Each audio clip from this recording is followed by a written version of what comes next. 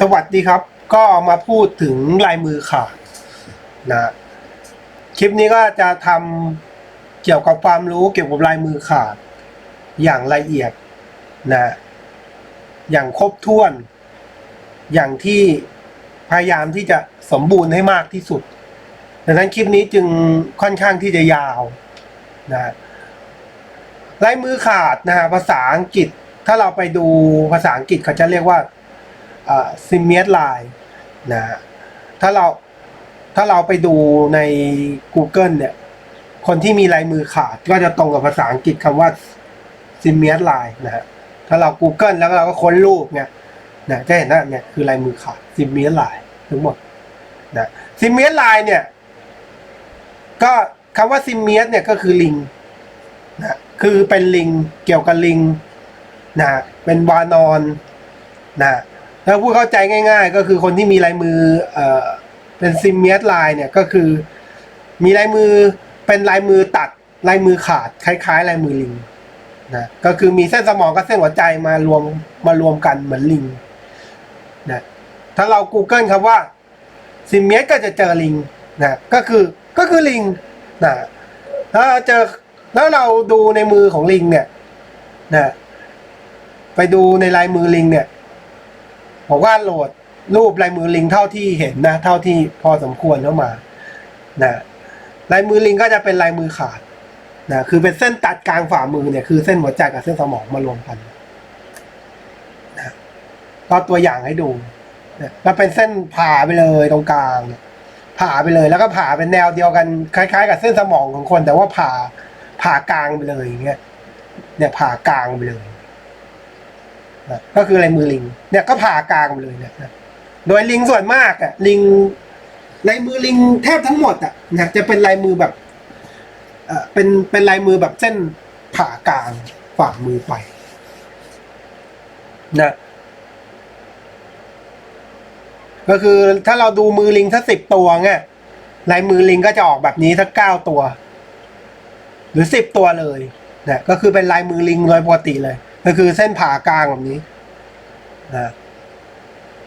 มือลิงเป็นลายมือขาดเพราะว่าถ้าตามหลักเนี่ยก็คือเส้นสมองเส้นหัวใจรวมกัน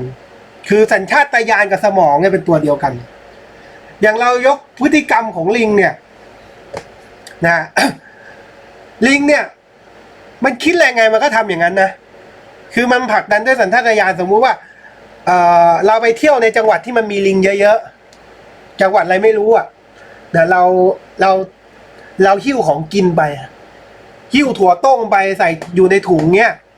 แล้วเราไม่ระวังตัวอยู่ดีลิงมันก็วิ่งเข้ามาแล้วก็ดึงไปเลยดึงถั่วต้มเราไปเลยมันนั่งแกะกินให้ดูต่อหน้าเรานะพฤติกรรมของลิงนะคิดปุ๊บทำปั๊บอะไรเงี้ยแล้วก็มองเหมือนกับว่าไม่มีเรื่องราวอะไรเกิดขึ้นอะไรเงี้ยก็คือทำตามสัญชาตญาณคล้ายๆกับมันจะจับหนูแมวมันจะจับหนูมันก็จับมันเองอะไรเงี้ยนะหรือสมองกับจิตเป็นตัวเดียวกันนะแต่มาเทียบกับคนมันไม่ได้เป็นแบบลิงนะคนจะมานั่งใช้สัญชาตญาณไม่ได้แต่คนสมองก็เป็นตัวผลักดันเหมือนกันเรามาดูลายมือคนเทียบกับลิงก็จะเห็นว่าเนี่ยนี่ก็ตัดกลางฝ่ามือนี่ก็ตัดกลางฝ่ามือใช่ป่ะพอดูลายมือคนทั้งหมดเนี่ยก็จะเป็นเอาลายมือขาดขึ้นมาเป็นตัวอย่างเนี่ยคือคนลายมือขาดทั้งหมดนะลายมือขาดมันก็จะมีหลายแฟกเตอร์หลายองค์ประกอบนะคนที่มีลายมือขาดนะแบบที่เส้นหัวใจกับที่เป็นเส้นเกาะนะเส้นลายมือขาดก็จริงอย่างเงี้ยแต่ว่าเส้นหัวใจเป็นเกาะเส้นที่ขาดเป็นเกาะคือเส้นหัวใจกับเส้นสมองเป็นตัวเดียวกันมันก็เลยกลายเป็นว่าเส้นหัวใจเป็นเกาะไปด้วยเส้นสมองเป็นเกาะไปด้วยทำให้ลักษณะของลายมือขาดเนี่ยรุนแรงน้อยลงมา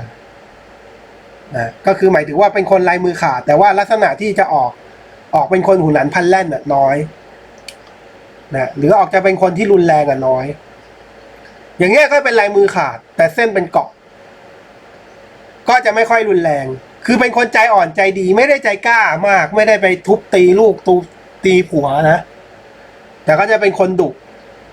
แล้วก็อยู่ในรูปมือศิลปะก็ดูเส้นดูคุณลักษณะของเส้นลักษณะของเส้นดูรูปมือดูผิวมือดูเส้นนู้นเส้นนี้อันนี้ก็ไม่ใช่คนรุนแรงแต่เป็นแค่คนดุเฉยๆแล้วก็ลึกๆก็เป็นคนใจอ่อนด้วยใจดีไม่ได้เป็นคนที่จะไปตบตีเขาไปทะเลาะทุ่มเถียงกับคนนู้นคนนี้มากเนี่ยเต็มที่ก็แค่มีปากมีเสียงแต่ไม่ถึงลงมือกันอย่างลายมือขาดอย่างเงี้ยจะเป็นลายมือขาดที่เข้มแข็งก็คือเป็นเส้นที่เข้มแข็งคือเส้นที่ไม่เป็นเกาะมีจิตใจที่ค่อนข้างแข็งก้าวรุนแรงแล้วประกอบด้วยกับเส้นเส้นรูปมือที่อยู่ในรูปมือสี่เหลี่ยมเนี่ยก็จะทำให้ลักษณะนั้นน่ะรุนแรงมากขึ้นก็คือจะเป็นคนใช้กำลังด้วยแล้วก็ถ้าเป็นมือวัยรุ่นก็ถ้าโกรธใครขึ้นมาหรือมีอารมณ์ขึ้นมาก็นำไปสู่การลงมือลงไม้ได้ง่ายขึ้นมันก็จะมือหนักตอนโกรธได้ง่ายขึ้นทุ่มคนได้ง่ายขึ้นอะไรเงี้ยเหวี่ยงคนได้ง่ายขึ้นแต่ถ้าเส้นเข้มแข็งอันนี้ก็จะเป็นลายมือขาดที่เป็นเส้นเข้มแข็งก็คือเป็นเส้นตรงแนวเหมือนบรรทัดเลยแล้วก็ไม่เป็นกงเป็นเกาะดังนั้นจิตใจก็ค่อนข้างที่จะแข็งก้าวรุนแรงแต่ว่าเป็นมือใบพายนะจึงมีแล้วน่ะผสมสติปัญญาขึ้นไปด้วยความเป็นชิปไตยไปด้วยไม่ได้ออกเป็นในมือเผด็จการอย่างถ้าเป็นอย่างเงี้ยถ้ามืออย่างนี้ถ้าไปมือทหารไปเป็นมือแบบนักปฏิบัติการอะไรเงี้ยก็จะเข้มแข็งก็จะดุเดือดก็จะรุนแรงรวดเร็วนะอันนี้ก็เข้มแข็งดุเดือดรุนแรงรวดเร็วแต่มีการวางแผนมากกว่านะแต่ถ้าเส้นถ้าดูตามเส้นคนนี้ดีกว่าเพราะว่าเส้นวาสนาก็ขึ้นเส้นอาทิตย์ก็ขึ้น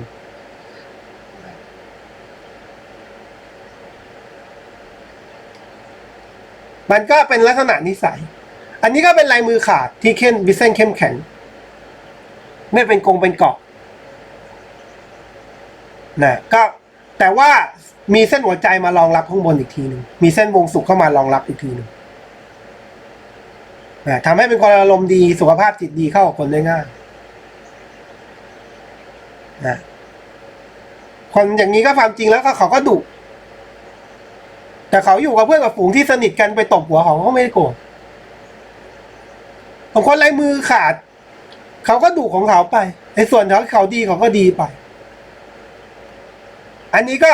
เส้นลายมือขาดที่เป็นลักษณะเส้นเข้มแข็งส่วนมากคนมือขาดเส้นเข้มแข็งจะอยู่ในมือผู้ชายผู้หญิงจะไม่ค่อยเข้มแข็งเท่าไหร่เพราะว่ามันมักจะเป็นเกาะแต่ผู้หญิงลายมือขาดเข้มแข็งก็เคยเห็นเขาก็ตีลูกตีผัวเหมือนกันใช้ไม้เรียวตีลูกไงดุด่าว่าถึงขั้นลงไม้ลงมือกันก็มี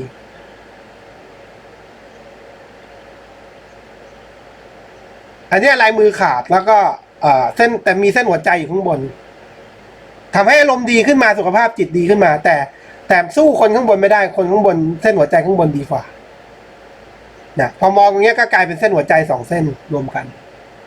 นะคือมีเส้นขนานเสริมแรงข้างบนอันนี้ทำให้เป็นคนมีจิตใจเข้มแข็งขึ้นมานะเป็นคนทำอะไรทำจริงไม่ค่อยย่อท้อด้วยอันนี้ก็เหมือนกันแต่ว่าทำอะไรทำจริงไม่ค่อยย่อท้อเหมือนกันแต่ว่าสู้แบบนี้ไม่ได้อันนี้เพราะว่าเส้นข้างบนมันเข้มแข็ง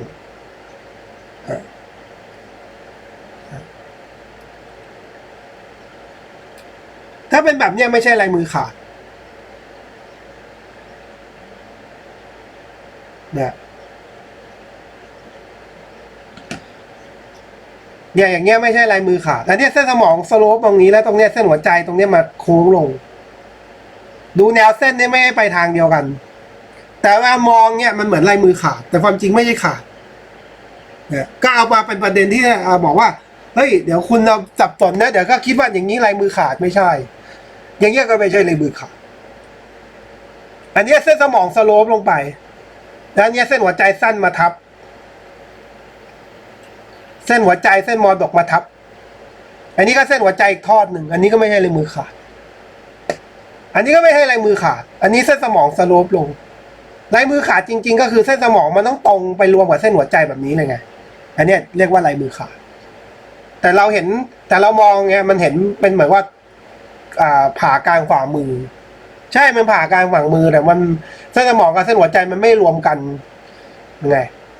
นะอย่างคนลายมือขาดเนี่ยเส้นหัวใจกับเส้นสมองเนี่ยรวมกันนะก็ทำให้เป็นคนขยันเป็นคนคิดแล้วก็ทำตามที่คิดไว้คนพวกเนี้ย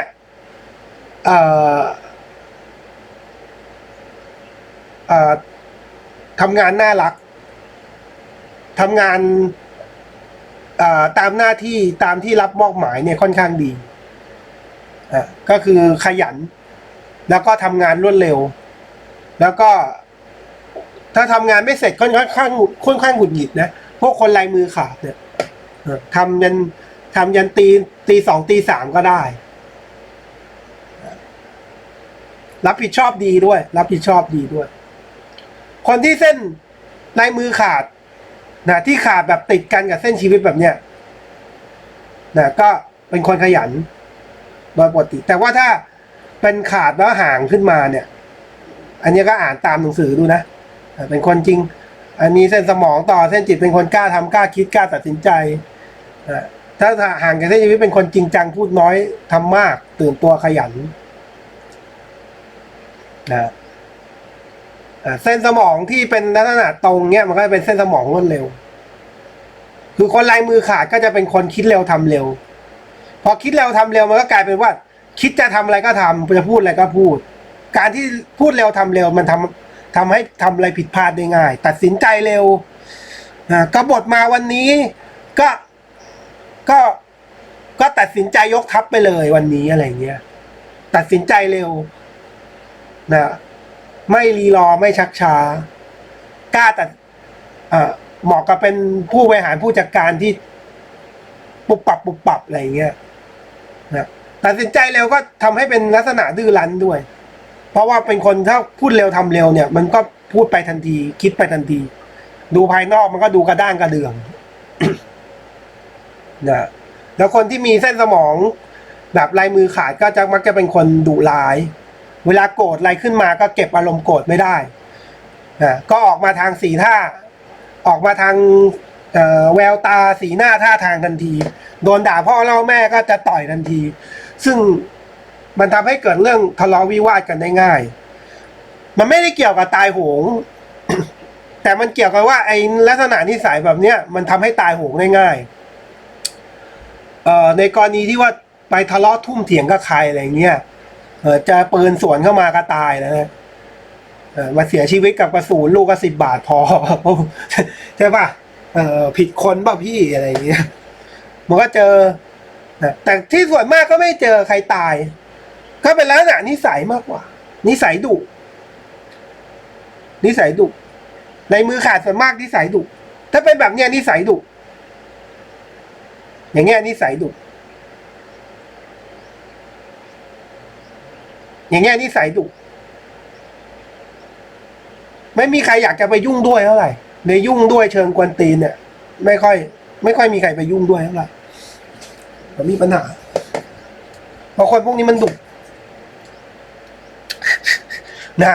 คนพวกนี้ดุโดยทั่วไปดุ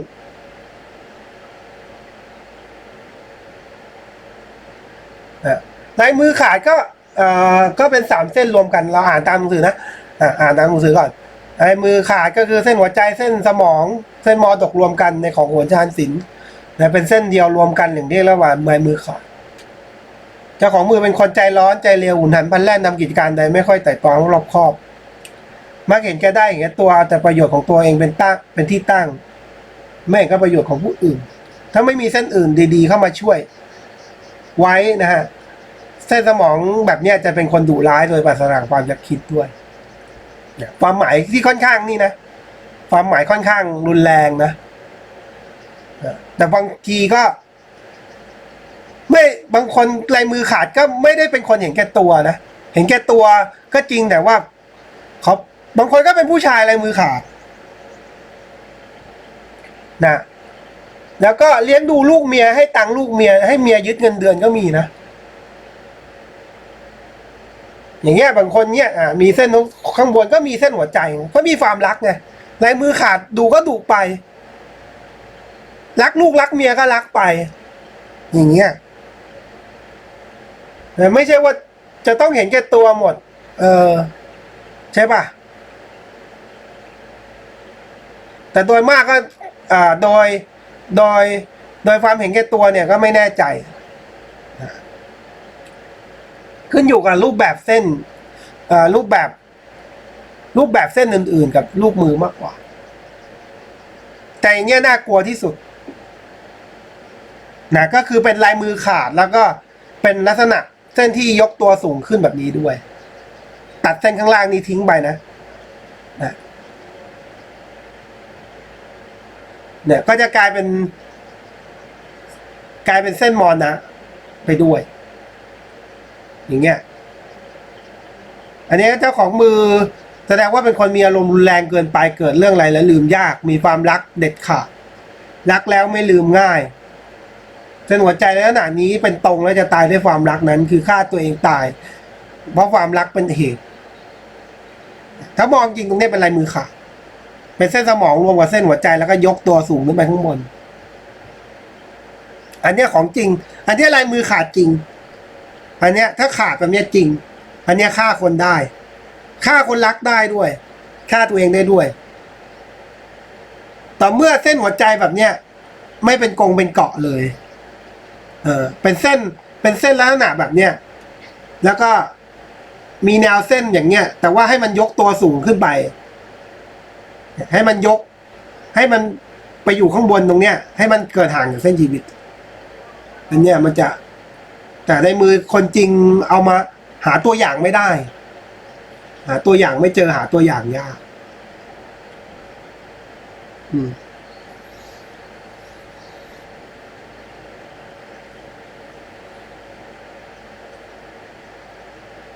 อันนี้ก็บอกลายมือขาดหมายถึงเจ้าของมือมีอำนาจจิตสูงมีลาภปากเสมอไม่อดอยากมักได้รับความสุขสบายจากญาติพี่น้องนิสัยประจำตัวชอบฝืนธรรมชาติฝืนอำนาจและคำสั่งคือความจริงมันรายละเอียดมันอยู่อีกหน้าหนึ่งไงแล้วว่าผมมันถ่ายมันต้องถ่ายติด2 หน้าผมเลยมาเขียนไว้ตรงนี้ทีเนี่ยความหมายจากในหนังสือ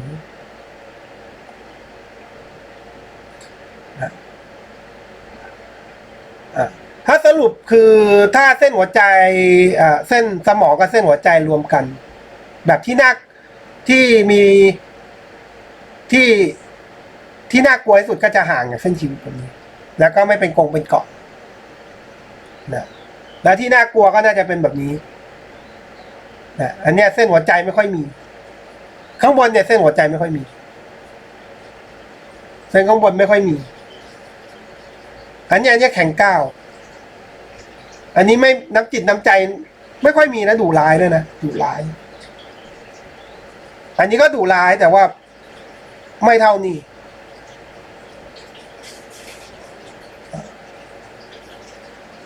นะแต่โดยสรุปก็คือลายมือขาดไม่น่ากลัวไม่น่ากลัวถ้าไม่อยู่ในรูปมือที่เป็นสี่เหลี่ยมอย่างนี้แล้วก็เส้นข้างบนเส้นหัวใจไม่ค่อยมีอันนี้จะน่ากลัวที่สุดแต่โดยทั่วไปนี้ก็ไม่น่ากลัวถึงจะเป็นลายมือขาดก็ไม่ให้คนรุนแรงถึงจะเห็นแก่ตัวก็เห็นแก่ตัวนอกบ้านไม่ได้เห็นแก่ตัวตลอดเวลาถึงจะเป็นคนดุแต่ก็ไม่ได้ไปทุบตีเขา